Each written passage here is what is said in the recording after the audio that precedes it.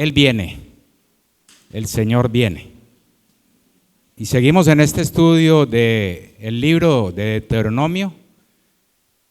El nombre de la serie, de Camino a la Gracia. Y este libro ha sido maravilloso porque nos ha enseñado atributos hermosos de nuestro Dios. Eso es lo que hemos venido aprendiendo y el Pentateuco como tal habla mucho acerca de esto, de los atributos de Dios. Es doctrina de Dios. La doctrina más importante de todas las doctrinas es la doctrina de Dios, la teología propia. ¿Qué habla la teología la propia? ¿Quién es Dios y cómo es Él? Eso es lo que habla la teología propia, la doctrina más importante. Y hoy hay bastante desconocimiento en esta doctrina, en la doctrina de Dios. Algún maestro contaba que una maestra de escuela dominical en una iglesia estaba enseñando el Antiguo Testamento y cuando ya iba terminando su estudio le preguntó a los niños. Esta maestra de escuela dominical tenía varios niños y les pregunta: niños, ¿quién derribó los muros de Jericó? Ningún niño contestaba nada. Vuelve y pregunta: niños, ¿quién derribó los muros de Jericó? Y se para un niño, Pepito, y dice: maestra, yo le voy a decir la verdad, yo no fui el que derribé esos muros. Y la maestra se queda mirando al niño, un poco preocupada, y cuando llegan los padres a recoger al niño, ella le llama a los padres aparte y le dice: mire, ustedes están estudiando la Biblia en su casa con el niño. Sí, claro, nosotros estudiamos mucho con él. Y le dice: lo que pasa es que yo hice una pregunta, que ¿quién derribó los muros de Jericó? Y él me dijo que él no había sido. Y ellos le dijeron: hermana, nosotros al niño le hemos siempre dicho que diga la verdad. Y si él dijo que él no había derribado los muros de Jericó, él no fue el que lo hizo. Y la hermana queda aún más preocupada y va y le dice al pastor, entra a la oficina del pastor: pastor, un permiso, me acaba de pasar que le pregunto a los niños que quién derribó los muros de Jericó, me pregunta a Pepito, y me dice Pepito que él no fue. Pero yo voy y le pregunto a los papás y me dice que ellos le han enseñado a él a decir la verdad y que si él dice que no fue, él no fue. Y el pastor le dice: hermana, yo conozco esa familia de muchos años y si ellos dicen que el hijo de ellos no fue, créales, él no fue el que derribó eso. Y suena gracioso, pero es el desconocimiento hoy que tenemos de la doctrina de Dios. Y recordaba yo acerca de la teología propia, que es la doctrina más importante, y tenemos mucho desconocimiento. Y vamos a ir inmediatamente al contexto de lo que hemos visto del capítulo 44, que empezó el segundo sermón de Moisés. Estamos en este momento parados en el segundo sermón o discurso de Moisés al pueblo de Israel, que eran jóvenes, hijos y nietos de los que estuvieron vagando en el desierto 40 años y murieron por su desobediencia. Entonces estamos ahí en este momento, ya llevamos 4 o 5 predicaciones y cuando empezó el sermón vimos los versículos 44 al 49 del capítulo 4. Y vimos que Moisés estaba dando un GPS, estaba diciendo: esto está ocurriendo acá, en este monte, y estas son las coordenadas. Eso fue lo que Moisés habló ahí en el 4:44 al 49.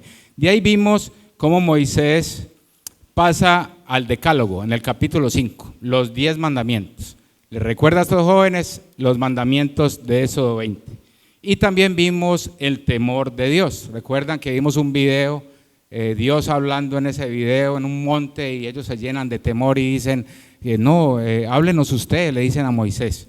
Y vemos en el capítulo 6 la Shema, que los judíos todos los días la recitan aún 2 o 3 veces al día, que se cubren los ojos porque no quieren tener distracciones. Y vimos también un llamado, como tal, la Shema es un llamado a amar y obedecer fielmente al Señor. Hace 8 días ya tocamos el capítulo 7, los versículos 1 al 5, apartados radicalmente para Dios. El peligro de de juntarnos con otras personas que no temen a Dios y pueden hacer que nuestra relación con el Señor sea afectada. Y es una decisión radical. Y hoy veremos de ese capítulo 7 los versículos 6 al 11. Este es un contexto de lo que hemos visto de este segundo sermón o segundo discurso de Moisés. Y vamos inmediatamente a nuestras Biblias, al libro de Deuteronomio, capítulo 7, y vamos a leer los versículos 6 al 11. Dice la palabra de Dios: porque tú eres pueblo santo para Jehová tu Dios. Jehová tu Dios te ha escogido para hacerle un pueblo especial, más que todos los pueblos que están sobre la tierra. No por ser vosotros más que todos los pueblos, os ha querido Jehová y os ha escogido, pues vosotros erais el más insignificante de todos los pueblos, sino por cuanto Jehová os amó y quiso guardar el juramento que juró a vuestros padres, os ha sacado Jehová con mano poderosa y os ha rescatado de servidumbre de la mano de Faraón, rey de Egipto. Conoce pues que Jehová tu Dios es Dios, Dios fiel, que guarda el pacto y la misericordia a los que le aman y guardan sus mandamientos hasta 1000 generaciones, y que da el pago en persona al que le aborrece, destruyéndolo, y no se demora con el que le odia, en persona le dará el pago.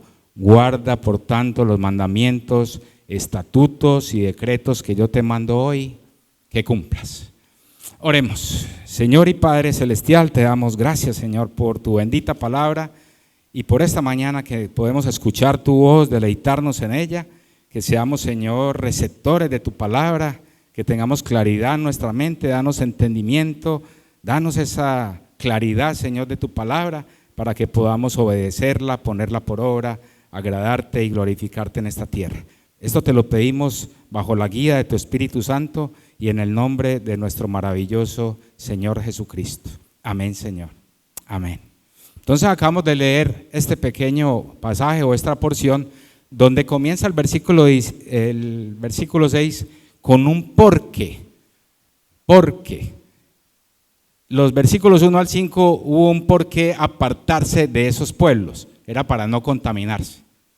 Esos pueblos practicaban adivinación, eran inmorales, la sexualidad era algo aterrador y por eso Dios les dice apártense radicalmente de ellos. Pero este porqué es más bien argumentativo y va a explicar el por qué Dios escoge a Israel. ¿Por qué tiene un pueblo escogido y es Israel? Y por eso es argumentativo.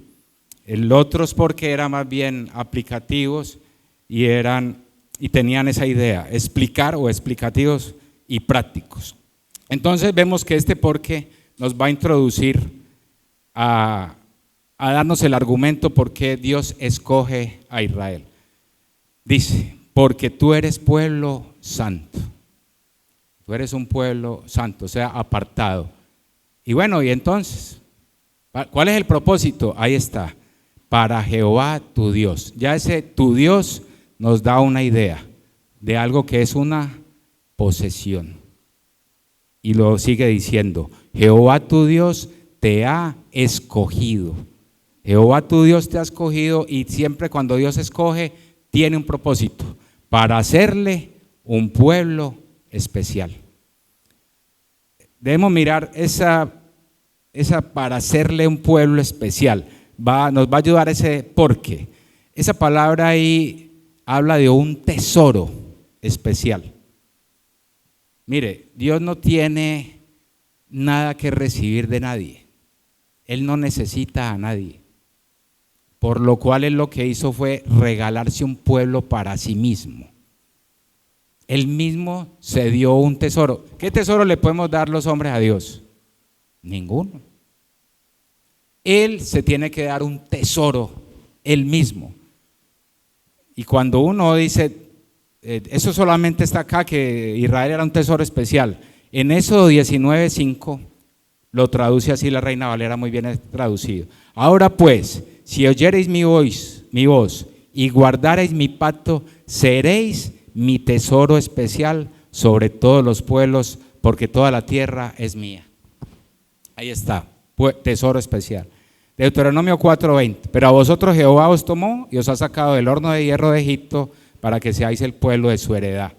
Todo esto lo que nos enseña es que Dios hace todo para sí mismo, para su gloria, porque Él no tiene quien le dé absolutamente nada. Y el versículo 7 nos deja ver algo más. No por ser vosotros más que todos los pueblos los escogí. Israel era un pueblo pequeño, pero ¿sabe qué pasó? Que Dios decidió amarlos, porque ahí dice, os ha querido Jehová, o sea, no es por ser vosotros más que todos los pueblos, ha querido Jehová y os ha escogido, pues vosotros eres el más insignificante, mire, de todos, los más pequeños eran ellos, en fuerza militar, en cantidad, pero por cuanto Jehová os amó y quiso guardar el pacto, ¿a quién le dio el pacto? A los padres. Por eso Él los cogió y los tomó para sí mismo, porque Él los amó y quiso amarlos y quiso mantener la promesa hecha a los patriarcas.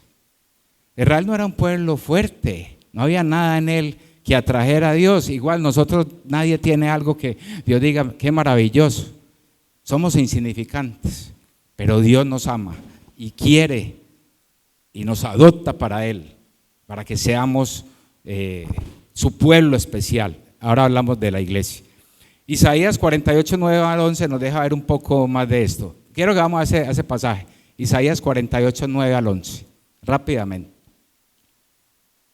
Isaías 48, 9 al 11. Nos va a ayudar a entender mucho eso. Isaías 48, versículo 9 al 11. Mire cómo comienza. Qué maravilloso esto, hermanos. Por amor de mi nombre, diferiré mi ira y para alabanza mía la reprimiré para no destruirte. He aquí te he purificado y no como a plata. Y mire esto, te he escogido en horno de aflicción. Y mire otra vez, por mí, por amor de mí mismo, lo haré, para que no sea mancillado mi nombre y mi honra no la daré a otro. O sea, Dios cuando escoge algo para Él, lo hace su tesoro, es por sí, Él no tiene que darle la gloria a nadie. O sea, uno le da la gloria a alguien que es mayor que uno. Dios no tiene a nadie mayor que Él. Entonces Él mismo se da la gloria, porque Él no tiene a nadie a quien dársela. Y ahí mismo en Isaías 43, 6, 7 dice lo mismo. Diré al norte, de acá, Isaías 43, 6, 7, y al sur no te detengas. Trae de lejos mis hijos y mis hijas de los confines de la tierra y todos los llamados de mi nombre, para gloria mía los he creado, los formé y los hice. Para gloria mía, dice Él. No fue porque vio, uy, no, este hombre, qué inteligencia, uy, todo lo que ha estudiado, todo lo que se esfuerza, todo, no, por amor a sí mismo, Él escoge y Él se da un tesoro para Él mismo, para su gloria, porque Él no comparte la gloria con nadie y Él no permite que nadie mancille su honra. Dios escoge no por causa del hombre, Dios escoge por causa de Él. Él escoge es por eso, por causa de Él mismo, no porque alguien, Él diga usted, no, dice, yo quiero amar a este hombre y lo voy a tomar como posesión mía, para mi gloria, para que Él no tenga de qué jactarse. Él es insignificante y lo voy a adoptar para mí mismo. Esos tres versículos, el 6, 7 y 8, nos enseñaron algo tremendo. Si lo leemos hasta el 8 dice, sino por cuanto Jehová os amó y quiso guardar el juramento que juró a vuestros padres, os ha sacado con mano poderosa y os ha rescatado. Mire que Israel no hizo nada para que Dios los sacara. Fue Dios mismo el que los amó y quiso soberanamente guardar el juramento.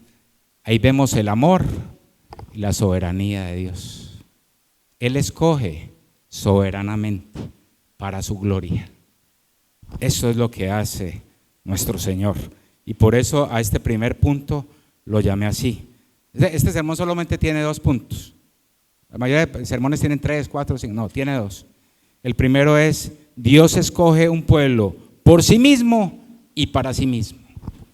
Eso es lo que hace Dios. Por sí mismo y para sí mismo. Bendito sea el Señor, que hace eso perfecto. Eso es justicia, porque Él es justo. Eso es muy justo. Dice, Israel no podía jactarse del amor de Dios, más bien deberían era ¿qué? Obedecerlo. No puede jactarse, no, Dios me ama, soy tesoro especial. No, mi trabajo, mi parte es obedecerlo. Eso es lo que yo tengo que hacer. Obedecer sus mandamientos, buscarlo a Él y darle la gloria, que Él es el único que la merece. Él demanda gloria y nosotros como pueblo de Él tenemos que dársela. El fin de que Dios escoge entonces no es por causa del hombre, sino por causa de Él mismo. Entonces no podremos decir de ninguna manera que Dios es injusto. Y cuando ya llegamos a los versículos 9 y 10, y Moisés va a seguir con este argumento, explicándole a este pueblo por qué Dios los escogió a ellos. Y mire lo que le dice: conoce pues que Jehová tu Dios es Dios, Dios fiel, que guarda el pacto y la misericordia a los que le aman y guardan sus mandamientos hasta 1000 generaciones. Mire lo que dice: conozcan pues, o entiendan esto, que Dios, es el Dios verdadero, y ese Dios es fiel, y el primero es fiel a sí mismo. Y cuando Él es fiel a sí mismo, Él también es fiel para los que le aman y guardan sus mandamientos. El fin del hombre son dos cosas: glorificar a Dios y amarlo. Dice en la tesis John Piper. Pero entonces la tesis es sencilla. ¿Cuál es lo que tiene? ¿Qué es lo que hace Dios? Glorificarse a sí mismo y amarse a sí mismo. Esa es la ecuación. Esa es la tesis en el libro Alegres en las Naciones de John Piper. Espectacular, como este hombre muestra todo ese panorama. Y vemos entonces la fidelidad de Dios y diciéndole: el que guarde, primero te elijo, te aparto, y el que guarde mis mandamientos, a ese voy a amar y a ese le voy a dar vida plena en esta tierra. Primero es la elección. ¿A causa de quién? Del hombre, de Dios, para su gloria, por Él mismo. Él nos ama porque Él primero Él se ama a sí mismo. No creamos que eso es arrogancia de Dios o injusticia de Dios. No es eso, hermanos. Entendamos que es su naturaleza, su poder, que no hay nadie mayor que Él. Y por eso Moisés quise, en este capítulo, este punto, llamarlo que Dios, ya voy, hermano, escoge su pueblo por fidelidad a sí mismo. Ahí lo acabamos de leer. Lo acabamos de leer ahí cuando dice, cuando dice: conoce pues que Jehová tu Dios es Dios, Dios fiel. O sea, ese Dios verdadero es fiel. ¿Es fiel a quién? A Él mismo. Y esa fidelidad hacia Él mismo hace que Él sea fiel al que lo honra, al que lo busca, al que lo obedece. Pero es porque Él primero es fiel a sí mismo. Esto es lo que enseña la teología propia, la doctrina de Dios. Por su aceidad, Él da y da y da y da. Él no puede recibir nada de nadie. Nadie puede, o es un Dios impasible, es decir, Él no se mueve por emociones. Ay, esta persona lloró, qué pesar, no, Él es impasible, porque Él es soberano. Él toma decisiones en soberanía, bajo el plan que Él tiene, porque Él no tiene sino un plan. No tiene plan B, C, D, E, F, G, H, I. No, uno solo, su gloria. Y Él mismo se empieza dándosela. Y Él mismo se ama. Y Él es fiel a sí mismo. Y entonces ahora sí, nosotros recibimos sus beneficios. Esto debería alegrarnos. Esto debería ponernos con mucho gozo y salir ahora danzando. Volvámonos carismáticos un ratico. Entonces, hermanos, el versículo 11 ya es aplicativo. ¿Qué dice Moisés cuando ya les explica esta teología propia? Guarda por tanto los mandamientos, estatutos y decretos que yo te mando hoy que cumpla. O sea, ustedes son un pueblo insignificante, pero Dios determinó amarlos, apartarlos para Él, por amor a sí mismo. Ustedes lo que tienen que hacer es ¿qué? Obedecer. Obedecer. Por tanto, guarden esos mandamientos y cúmplanlos. Es maravilloso esto. Y cuando este pueblo entiende esto, pues Moisés no puede entrar con ellos a Canaán, pero sí Josué entra con ellos. Y Josué siempre los instaba, en el libro de Josué, a obedecer a Dios, a obedecer. Pero pasó algo, que cuando Josué murió, este pueblo se apartó de Dios. Y Dios empieza a escoger a un hombre, a otro hombre como jueces, para que vayan y alienten el pueblo. Escoge a este, después escoge a este, después a este. Y ellos, moría ese juez y fallaba. Y después profetas, hasta llegar a nuestro Salvador, Jesucristo. Vemos que hay un tiempo de silencio, 400 años, el periodo intertestamentario. Y en ese periodo Dios no hablaba ni por sacerdote, ni por profeta, ni por nadie. Pero Dios, en su gracia, de una pareja que no podían tener hijos, sale ¿quién? Juan el Bautista, a anunciar esa gracia de Dios que aún seguía vigente y empieza a preparar el camino de Jesucristo. Y aparece Jesucristo, ¿y qué hace? Escoge 12 hombres insignificantes, 4 pescadores, imagínense, o sea, ignorante. Ahí en Reina Valera traduce del vulgo y sin letras, pero la palabra es analfabeta, o sea, una persona analfabeta, sin gramática, agramatoi, idiotai, donde viene idiota. Así le decían, oiga, este idiota habla muy bien. Este idiota habla muy bien, habla una cosa tremenda cuando habla de Cristo. Habla muy bien. ¿Cómo un pescador idiota, analfabeta, habla así? Y se maravillaban de eso. Y cuando uno llega en la oración de Cristo en Juan 17, vemos claramente que Jesús explica en esa oración por qué su meta era glorificar a Dios y que los apóstoles, los que él escogió, tenían que hacer lo mismo.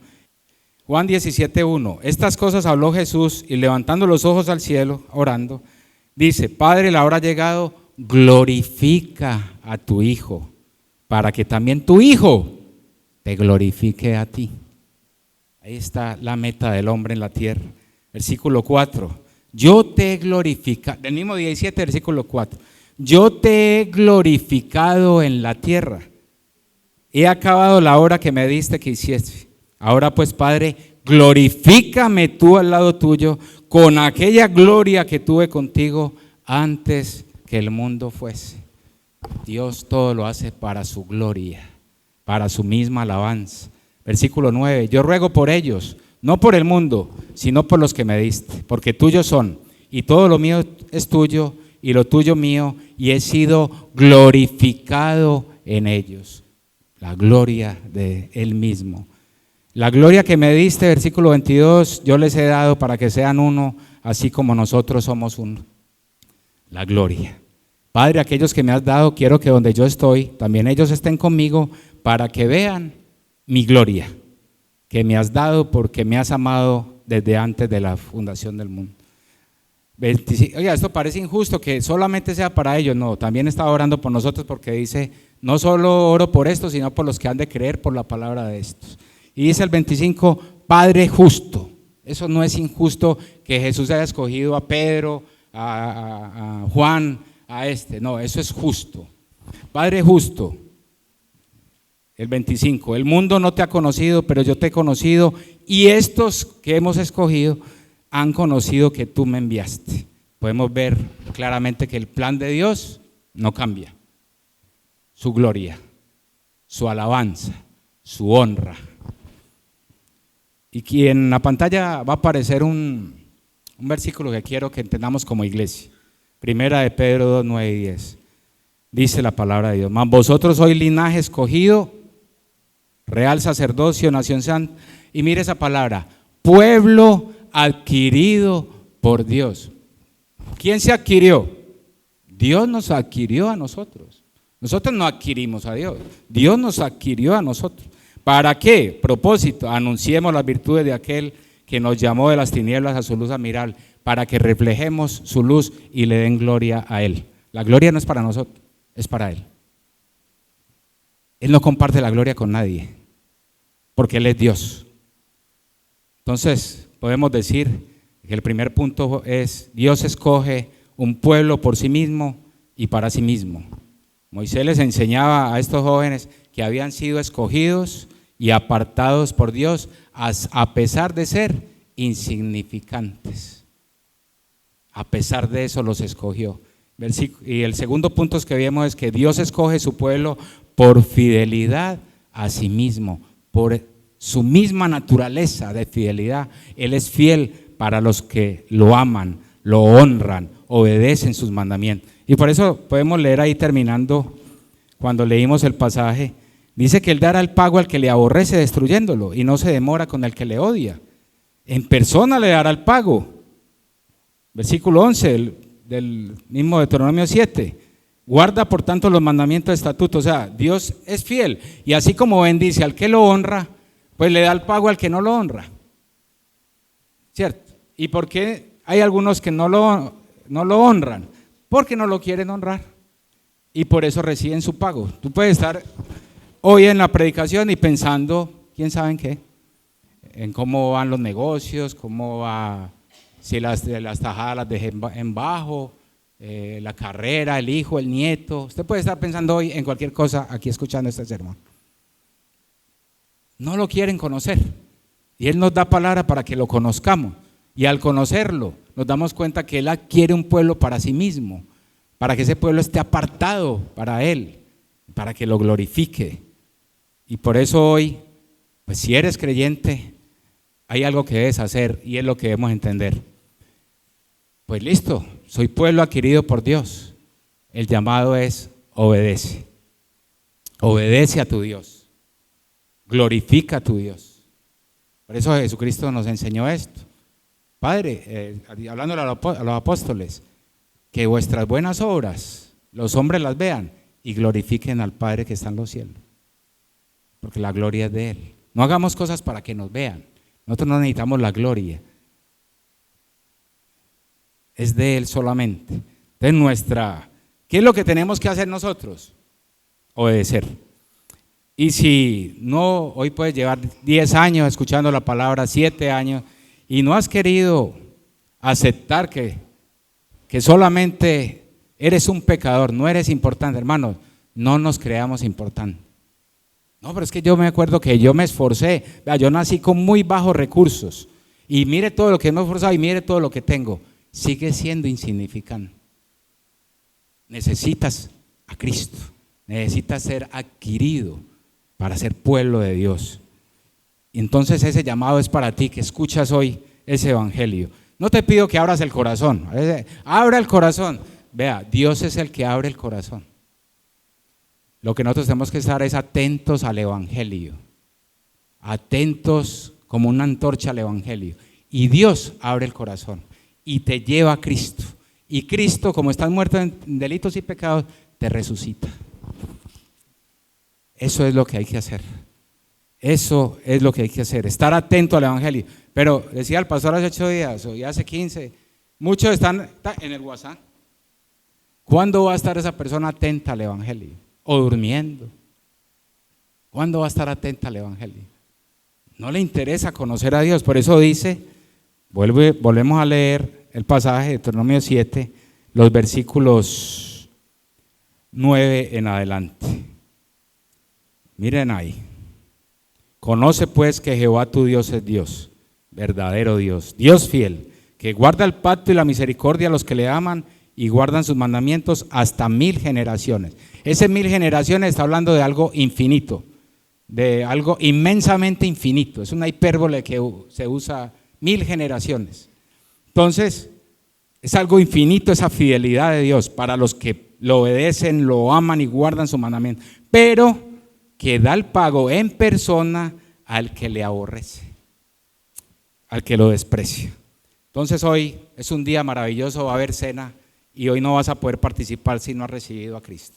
Pero vamos a orar para que el Señor hoy abra corazones y puedan glorificar al Padre que está en los cielos. Padre celestial, Padre bueno, te damos gracias, Señor.